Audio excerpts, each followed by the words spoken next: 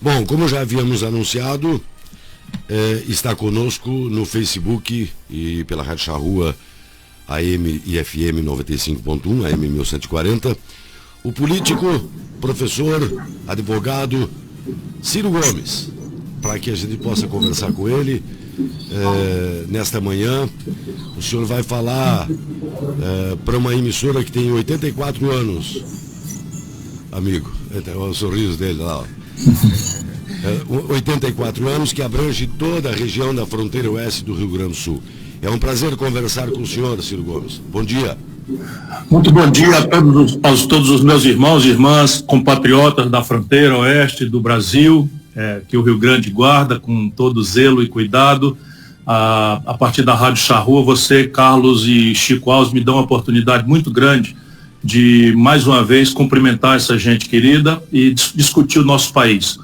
Muito obrigado por essa oportunidade. Doutor Ciro Gomes, hoje a gente acompanha, estamos sempre acompanhando as notícias, as coisas que acontecem pelas redes sociais e tudo mais, um embate seu com o Lula. Ele sorriu ainda. Porque o senhor está prevendo aí uma disputa eleitoral mais adiante, mas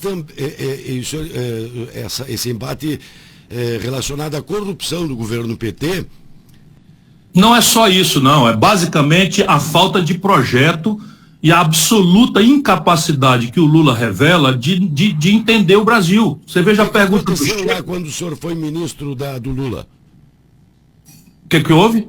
O que aconteceu? O senhor, não, eu fui candidato a presidente, né? Você lembra, eu fui candidato a presidente em 2002, sim. Apresentei a base desse projeto que eu tenho defendido e aprimorado, ouvindo a inteligência do povo brasileiro. Eu conheço o território nacional como ninguém e não tenho nenhuma soberba nisso, apenas eu me dedico há mais de 20 anos a circular o Brasil, me mantive limpo a vida inteira, nunca respondi por um mal feito, nunca, nem sequer para ser absolvido.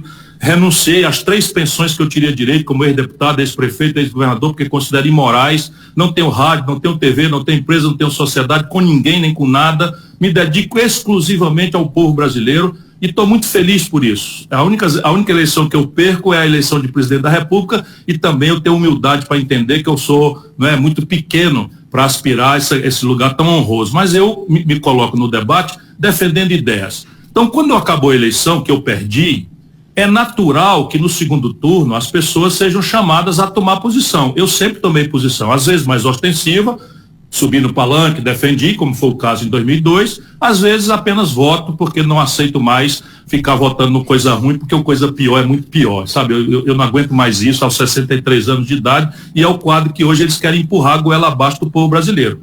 Não é porque eu não gosto do Bolsonaro, vou ter agora que engolir o Lula com todas as gravíssimas contradições. E fui ministro. Nunca aconteceu daquele governo, naquele momento ali, houve um grande escândalo, que foi o escândalo do Mensalão, e eu tomei uma posição pública. Eu defendi que deviam ser punidos todos aqueles que tivessem se envolvido no assunto, e acreditei, porque estava ali vendo de perto, que o Lula não tinha consciência lúcida daquilo que tinha acontecido. Embora dê para perceber claramente que o Lula tinha dito assim, vai, resolve isso daí.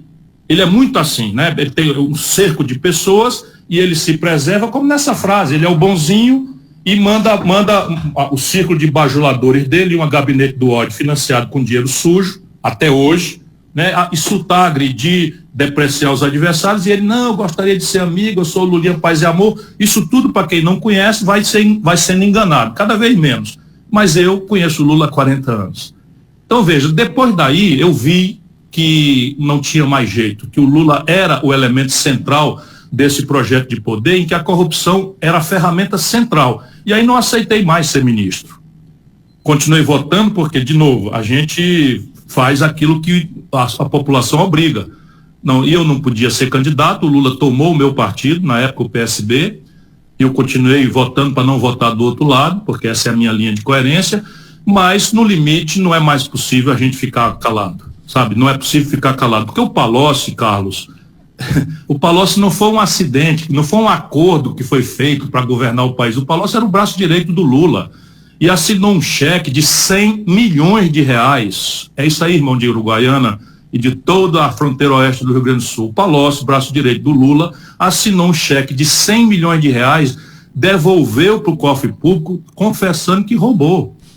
O Gedel Vieira Lima, sabe, daquele filme de 51 milhões dentro de malas, lá naquele apartamento de Salvador, sim, o Lula nomeou ministro da Integração Nacional, lugar que eu ocupei. Depois a Dilma nomeou vice-presidente da Caixa Econômica Federal. Esse cara foi condenado. O Lula entregou, e tudo isso eu denunciei na época, o Lula entregou Furnas para o Eduardo Cunha, que agora a Justiça também mandou sair. O Eduardo Cunha, né, apareceu com 50, 70 milhões de reais na conta da mulher, fazendo farra pelas boutiques caras da Europa e dos Estados Unidos. E o Lula entregou Furnas, e eu denunciei. O Lula entregou a Petrobras, não é? O Sérgio Machado devolveu quase R$1 bilhão. Eu estou rindo aqui para não chorar. Sabe, isso é dinheiro que falta na mesa de 19 milhões de pessoas que amanheceram no frio de Uruguaiana hoje com fome. Então, para mim, chega, percebe? A gente vai engolindo, mas agora o mal que essa gente fez ao Brasil foi produzir o Bolsonaro. Porque eu entendo com muita humildade porque que um Estado tão politizado, de uma gente tão trabalhadora, tão séria, tão parcimoniosa, não é? Eu conheço o hino do Rio Grande do Sul, tem ali um verso que para mim é o mais importante lição que o povo brasileiro precisa amargamente aprender, né? Eu vou fazer aqui uma adaptação livre, mas para ser livre não basta ser bravo, sabe? Povo que não tem virtude termina por ser escravo. E é isso que nós estamos ensinando ao povo brasileiro, sabe? A pedagogia de que vale a pena roubar, de que o crime compensa. Eu estou fora, de uma vez por todas. Eu acho que o Bolsonaro é um desserviço ao Brasil, mas 70% do povo do Rio Grande do Sul votou no Bolsonaro, não foi pelos belos olhos do Bolsonaro. Votou porque viu esse encontro trágico da maior crise econômica da história brasileira que o PT produziu. São números. A Dilma derrubou o PIB brasileiro 7% em 2 anos. Sabe quando aconteceu uma queda de 7% do PIB na história do Brasil? Nunca. Isso se traduz concretamente, o desemprego era 4%, virou 11%. A taxa de câmbio era 1,75, virou R$4. O povo que foi ao crédito, acreditando nas promessas e não sei o que e tal, sabe quanto tem hoje? 63 milhões e 700 mil brasileiros humilhados no SPC. 6 milhões de estudantes, meus compatriotas. 6 milhões de jovens estudantes caíram no conto do FIES. O que é o FIES? É a política do PT. Pega o dinheiro do povo, dinheiro público, do cofre público, paga a conta do empresário que bota o dinheiro no bolso, e o Brasil criou com o governo Lula os maiores conglomerados de educação privada do mundo, e quem fica micado, devendo e sem condição de pagar é o jovem brasileiro. Então tem um certo momento em que há um limite. Se a gente não entender que quem produziu o Bolsonaro e as suas contradições foi a brutal e inexplicável contradição econômica, antes de mais nada, e moral em seguida, do lulopetismo, nós vamos ficar correndo atrás do rabo. Então vamos derrotar o Bolsonaro, voltando o Lula. O que é que o Lula tem de novo para oferecer que ele não teve oportunidade, 4 eleições de fazer e não fez? O seu nome estaria à disposição novamente para concorrer à presidência da República? Eu tenho a indicação do PDT, que é o meu partido, que nasce no Rio Grande do Sul, que tem como expressão mais importante historicamente o grande brasileiro, o maior de todos, na minha opinião, Getúlio Vargas, e mais recentemente aquele que nós não podemos esquecer jamais, o governador Leonel Brizola, outro extraordinário patriota que o Rio Grande nos deu. O PDT me indica como candidato a presidente, mas o mais importante agora é que a gente aproveite esses quase 2 anos que nos separam da eleição para ajudar o nosso povo a entender o tamanho da maior tragédia social, econômica, sanitária e de relações internacionais que o nosso país já experimentou. Acredite, não há nenhum exagero na minha expressão. Se nós olharmos a quantidade de desempregados, de pessoas empurradas para viver na informalidade, ganhando miséria, sem nenhuma proteção agora nem no futuro, quando chega a velhice. Se nós olharmos a deterioração das contas públicas, que é inédita na história brasileira. E só, se nós olharmos, isso é muito importante para uma cidade como Uruguaiana, que é talvez um dos maiores portos secos, se não o maior, merecia ser o maior porto seco da América do Sul, não é? Vocês têm uma tradição, por exemplo, de pecuária de alta linhagem, e ontem, não é, os americanos acertaram com os chineses, porque isso é o que está acontecendo. A China, muito aborrecida com aquilo que tem acontecido no país, está trocando o Brasil como seu principal parceiro fora da China por outros países. 21 frigoríficos foram habilitados nos Estados Unidos, apesar do grande conflito entre a China e os Estados Unidos. Estou falando muito no concreto, Nós precisamos, antes de discutir Francisco, Manuel, Maria, que é importante, porque a gente precisa apurar se é sério, se tem experiência, se tem ideias, mas nós precisamos ajudar o nosso povo a entender as raízes do problema e as pistas da solução, sem o que nós não vamos sair dessa gravíssima crise. E como tirar o Brasil dessa situação, em termos econômicos e sociais? O que o senhor planeja? Bom, eu sustento que nós precisamos entender que crescimento econômico é uma condição absolutamente necessária. E essa é a primeira grande questão que nós temos que iluminar o debate. O Brasil, entre 1930, liderado pelo gaúcho e brasileiro Getúlio Vargas, e 1980, 50 anos, meio século, eu gosto de lembrar isso para o jovem especialmente. O Brasil foi o país que mais cresceu no mundo. Nós crescemos uma média de 7% ao ano, o Carlos e Chico. 7% ao ano. A China ainda precisaria crescer 10% ao ano, mais 15 anos para tomar esse recorde do Brasil. E agora faz 10 anos que o Brasil cresce zero. Olha o que eu estou dizendo para vocês, se me permitem. 10 anos faz que o Brasil não cresce nada em média. Se você não cresce, a distribuição de renda só acontece em meio à violência. E tudo que nós não queremos é incrementar a violência no Brasil. Portanto, retomar o crescimento é a primeira grande tarefa. E crescimento econômico não é consequência do acaso, não acontece caindo do céu, não acontece por fatalismos. Acontece quando as nações conseguem planejar de forma coordenada uma presença do Estado Nacional, uma presença poderosa da iniciativa privada, que é essencial ao progresso da humanidade, e o concurso do pensamento tecnológico, que hoje em dia a gente não acordou direito para isso ainda, mas as novas práticas produtivas exigem um adensamento tecnológico que o Brasil está perigosamente ficando para trás. Isso tudo tem que ser planejado e o Brasil não tem plano para nada. Então a primeira grande questão é devolver o debate a um projeto nacional de desenvolvimento.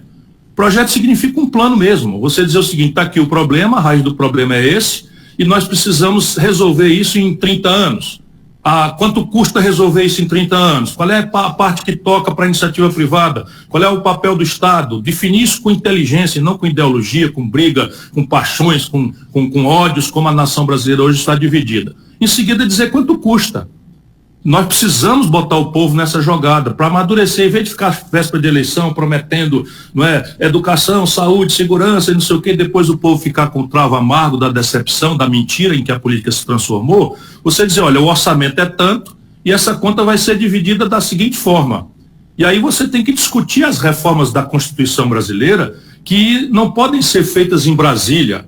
Porque Brasília, infelizmente, passadas as eleições, é o paraíso do lobby, do grupo de pressão, quando não da desbragada corrupção que está aí forte como nunca aconteceu. Basta você ver que a taxa de investimento do Brasil, a menor da história, de 30 bilhões de reais, 18 bilhões de reais é uma emenda do relator, que se chamou agora pela imprensa de orçamento secreto, a maior roubalheira que eu já vi. Olha que eu tenho uma experiência, não é, na vida pública brasileira de quase 40 anos. Comandei a economia do Brasil.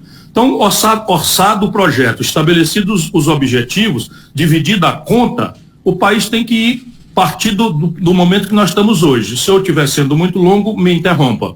Mas hoje nós temos que resolver os 4 motores da ativação econômica que estão enguiçados, estão no prego. Primeiro motor, o explosivo e único endividamento das famílias. Sabe, Carlos, quando o PIB cresce, 60% do crescimento da riqueza brasileira é puxado pelo consumo das famílias. E isso está estrangulado por 3 fatores. O maior desemprego da história, o maior desemprego da história, o maior colapso de crédito da história e uma queda consistente na renda do povo, que pode ser apurada pelo menor poder de compra do salário mínimo dos últimos 16 anos. Então, se você tem o consumo das famílias estrangulado, não tem crescimento econômico.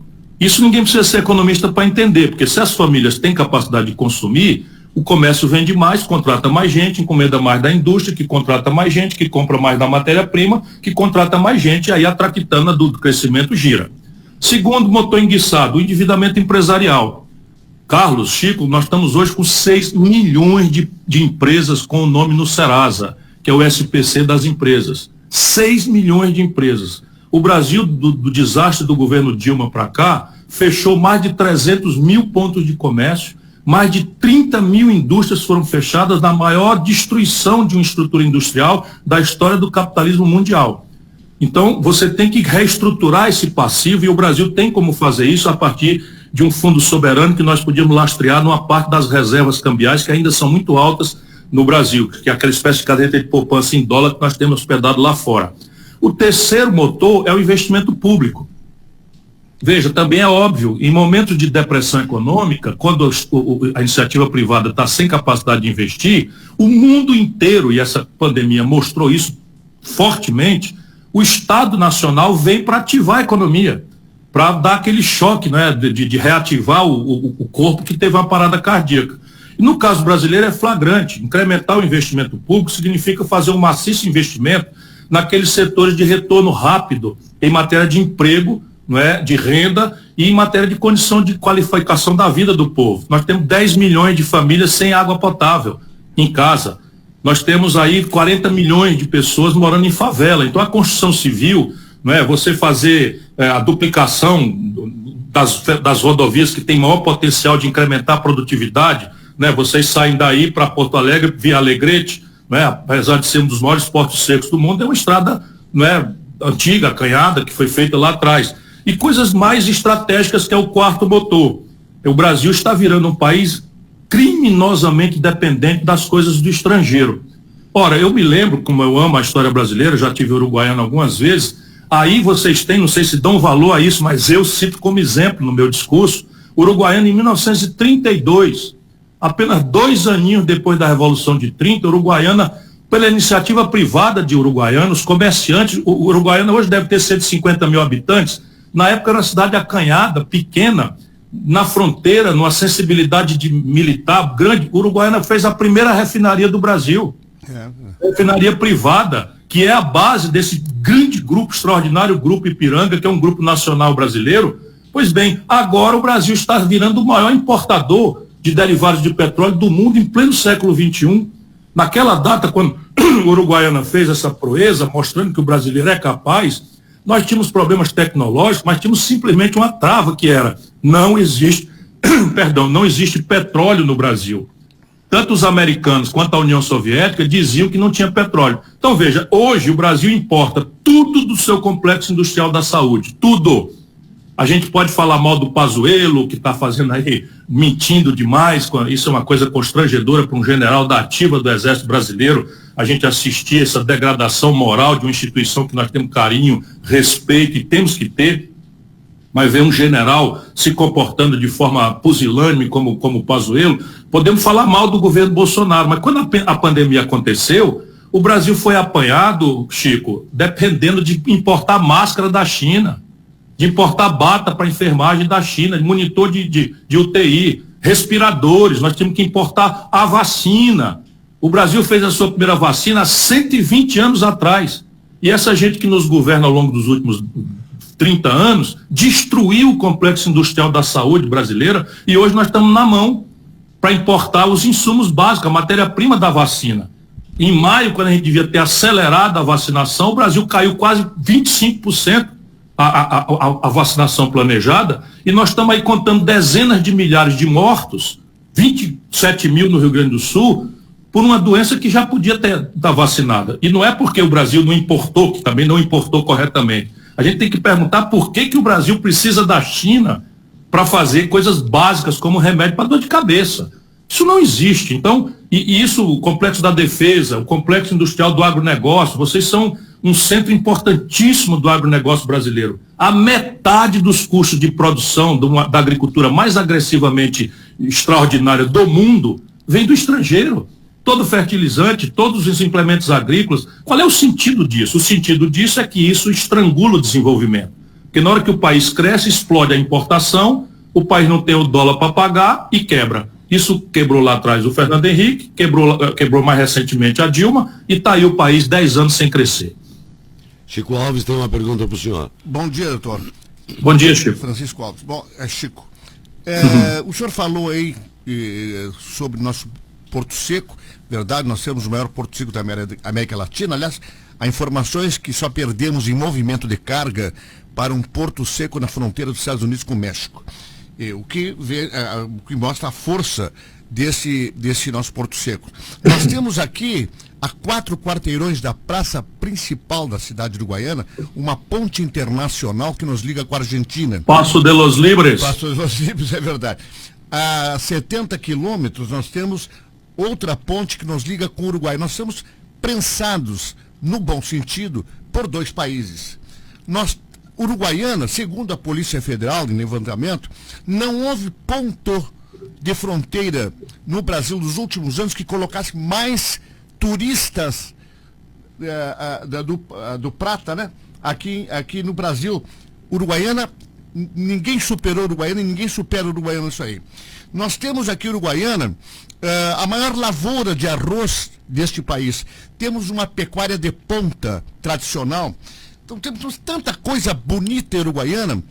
E aí eu lhe pergunto, por tudo isso aí, o governo federal não devia dar mais, ter um olhar mais carinhoso, vamos colocar entre aspas, com cidades como Uruguaiana, que é o epicentro do Mercosul? Olha, sem nenhuma dúvida, essa é daquelas perguntas tão inteligentes que já traz a semente da resposta. Eu estudei muito essa questão da metade sul do Rio Grande do Sul e da faixa de fronteira, que Uruguaiana está aí na interseção dessas 2 grandes compreensões.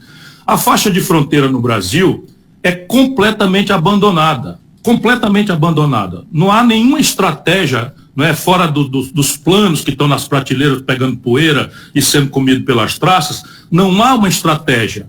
E, modernamente, as fronteiras hoje em dia não são pontos de separação.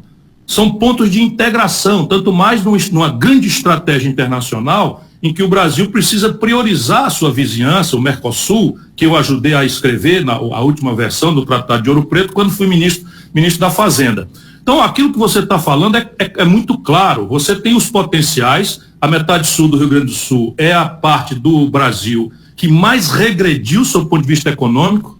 Todos nós temos no nosso imaginário tradicional que a miséria no Nordeste, que a miséria é no fundão da Amazônia, que a miséria é no Centro-Oeste. Olha, o Centro-Oeste já tem uma renda per capita maior do que a do Sudeste. Então o Brasil mudou profundamente e os políticos não entenderam nada. Por quê? Porque falta o ambiente de planejamento que ilumina essas questões. E aí o que é iluminar a questão? É entender os riscos e as oportunidades. Então repare uma coisa, turismo. O turismo é o emprego de menor custo de geração entre todos os empregos. Você precisa de $35 mil para gerar um emprego industrial. Cada vez mais as máquinas e robôs vão fazer a indústria, portanto, é muito difícil você empregar a massa popular na indústria, o que não quer dizer que a gente não tenha que interromper a desindustrialização. A agricultura irrigada, de alta linhagem, que vocês praticam, especialmente na risicultura, no arroz, já sofrendo muito a diferença de condições de produção e de custo de produção com o vizinho Uruguai. Né? Toda a política do Uruguai em relação a câmbio, em relação à extensão rural, em relação a financiamento, é muito mais favorável. O que vale é que quem atravessou a fronteira para plantar arroz no Uruguai são, por regra, compatriotas nossos. Mas não é justo que o Brasil não compreenda a necessidade de equilibrar as condições de competição da risicultura. Tudo isso eu estudei com profundidade e isso exige o ambiente de um planejamento. Mas eu estava destacando, como é da sua ideia, o turismo. Hoje o Ceará é o principal destino turístico do Nordeste brasileiro e o segundo do Brasil. Nós avançaremos para o primeiro do Brasil. E o que é turismo? Turismo é fluxo, e vocês têm um fluxo terrestre, que é muito raro, ou aquaviário pelo extraordinário Rio Uruguai, que nos une a esses 2 países irmãos. Mas a estrutura aeroviária também tem que ser aprimorada. E o que é que eles fizeram? Todos os aeroportos rentáveis eles entregaram para a iniciativa privada. E todos os aeroportos que têm prejuízo permaneceram com o governo.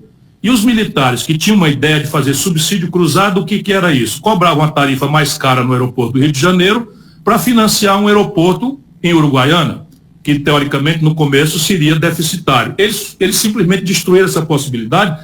E repare, aqui eu não estou falando mal de privatização, que é uma ferramenta importante às vezes. O problema é o que fazer com um país desigual como o nosso. E isso está muito atual com a autorização de privatizar a Eletrobras. A Eletrobras significa entregar para um chinês, provavelmente, capital estrangeiro, a gestão do regime de águas do país. Nenhum país do mundo fez isso. E nós temos que desfazer isso de forma concreta. Distribuição de energia você pode privatizar, não tem problema, mas geração e transmissão tem a ver com defesa, tem a ver com soberania nacional e tem a ver com a hierarquia dos usos da água. Não é?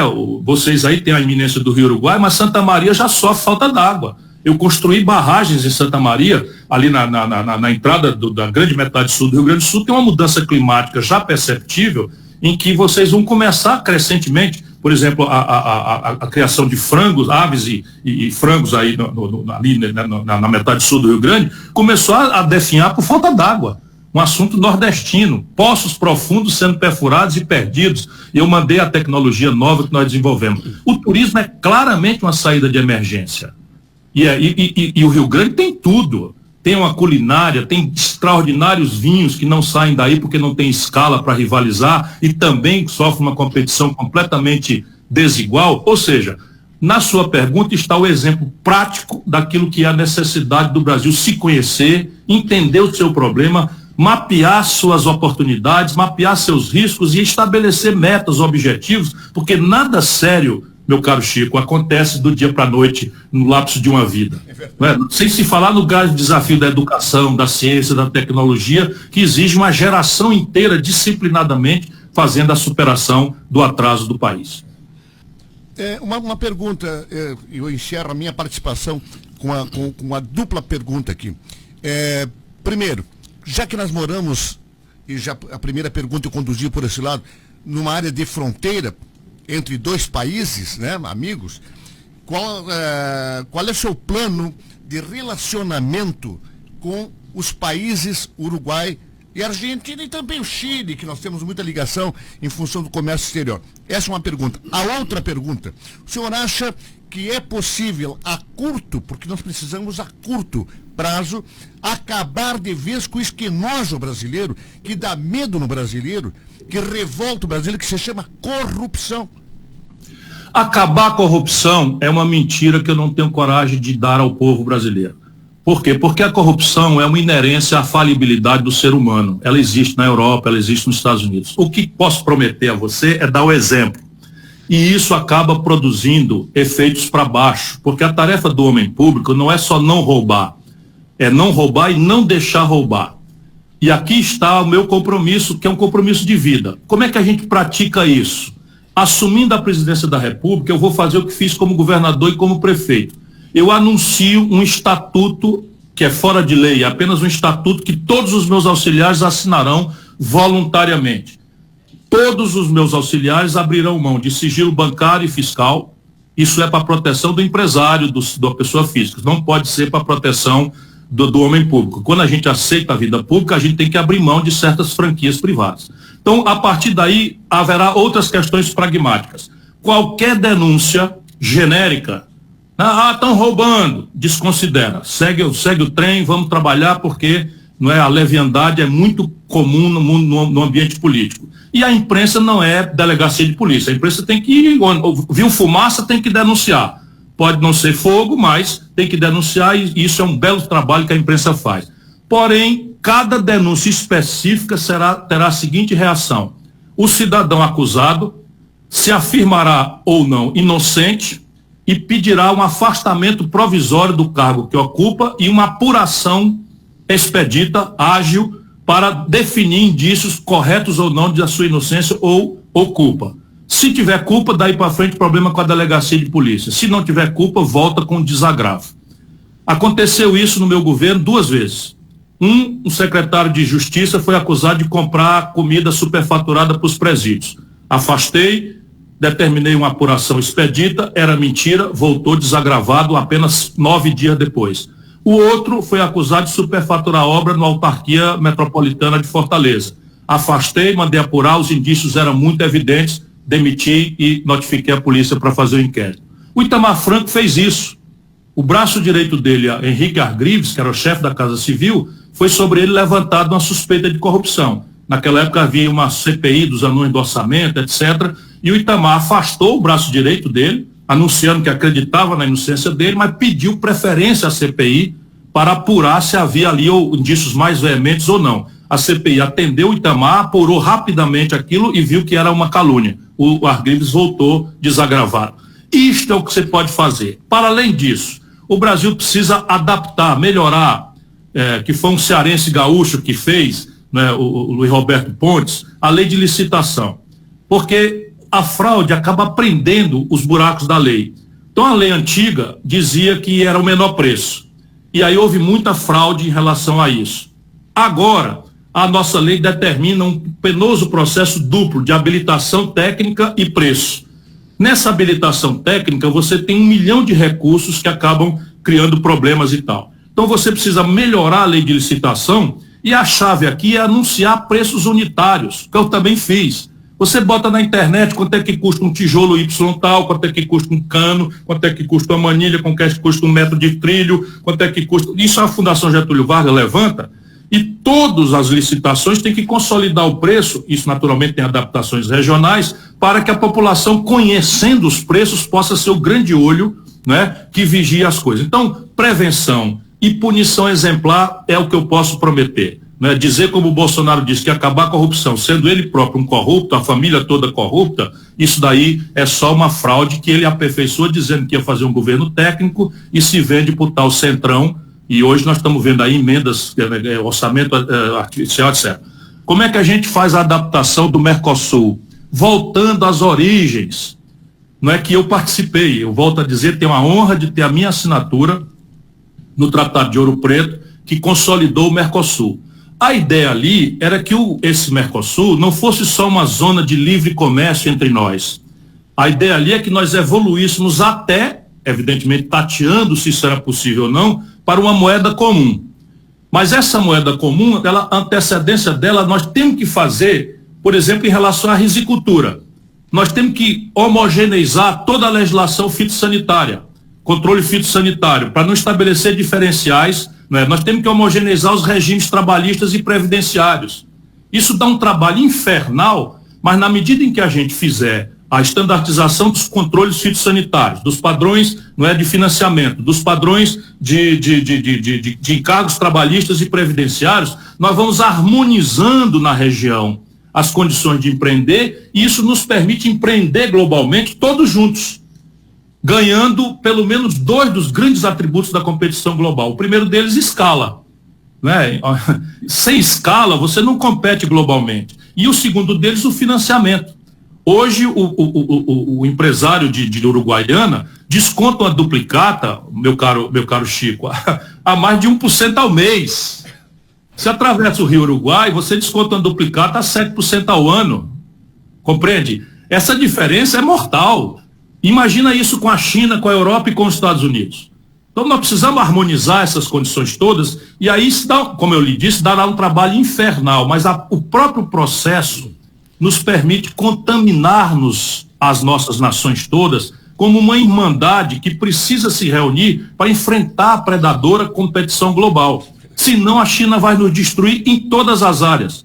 Deixa eu dizer a boa gente gaúcha, a China, muito aborrecida com o que está acontecendo na diplomacia brasileira, já transformou a Argentina, ou seja, usando a nossa irmã vizinha como parceira deles para nos hostilizar, já escolheu a Argentina nesses últimos 2 anos como principal parceira. O Brasil era o principal parceiro da China há mais de 20 anos. Hoje já virou a Argentina. O mais grave, eles estão trocando no conflito com os Estados Unidos, o grande conflito industrial, para tentar conseguir base social nos Estados Unidos para um entendimento, que jamais vai acontecer, mas eles estão avançando para credenciar frigoríficos. 21 frigoríficos norte-americanos foram credenciados pela China. Sabe quem vai perder? O maior fornecedor mundial de proteínas para a China é o Brasil. Logo em seguida, a Argentina também vai rivalizar, mas agora a Argentina está num drama grande. O presidente, Néstor Kirchner, o Fernandes aí, resolveu proibir a exportação de carne. A China está ensinando os africanos, especialmente Angola, a plantar soja. Olha o que eu estou dizendo, gente gaúcha. A China está comprando terra e financiando a extensão rural para ensinar Angola a produzir soja. Qual é a intenção estratégica? É se libertar da gravíssima dependência que eles desenvolveram ao longo dos anos, por confiança, e que foi perdida agora, porque o Bolsonaro e os filhos do Bolsonaro e a chancelaria brasileira, para fazer o serviço sujo do Trump, passaram a hostilizar a China sem nenhuma agenda prática. Nenhuma agenda. Se nós estivéssemos discutindo com a China transferências tecnológicas, regime de financiamento rebelde através dos BRICS, do Banco dos BRICS, se nós estivéssemos discutindo um regime de preferências comerciais industriais, nada. Não tem troféu nenhum essa luta, a não ser a sabugice vergonhosa, apátrida do bolsonarismo com relação ao Trump. Seu marqueteiro é muito bom, hein? Como? Seu marqueteiro é muito bom, a imagem, som muito bom. Daí o senhor está em Fortaleza? Deixa eu te falar, é minha mulher, ela que mortou aqui, eu estou em casa, trancado aqui, dando exemplo de isolamento social por causa da pandemia. Tá certo. Parabéns, Em Fortaleza, 28 graus, para informar o povo de Uruguaiana. 12 graus aqui. Eu 12 sei. graus aqui, chovendo em toda a região. Vamos trocar? Você passa uma semana aqui, eu passo uma semana aí. Doutor, muito obrigado, foi um prazer. Muito obrigado a vocês, um forte abraço à gente brasileira. Deixa eu dizer só uma coisa me despedindo. O Brasil, vou repetir, em 50 anos foi o país que mais cresceu no mundo. O céu abençoado pelo Cruzeiro do Sul é o mesmo. O chão generoso, onde tem agora a novidade do pré-sal, que não tinha, apesar de Uruguaiana ter feito a primeira refinaria, é o mesmo. E o povo extraordinário, o povo brasileiro é o mesmo. Quem está falhando é a política, mas a política é a linguagem da democracia. Quem quiser, se eu me permitir, quem quiser saber mais das nossas ideias, participar do debate, discutir, criticar, enfim, eu tenho essas redes sociais. No Twitter e Instagram é @Ciro Gomes. E no Facebook e YouTube, @Ciro Gomes Oficial. Muito obrigado a vocês todos, um forte abraço aos irmãos gaúchos e de Uruguaiana. Obrigado, um abraço para o senhor também, bom dia.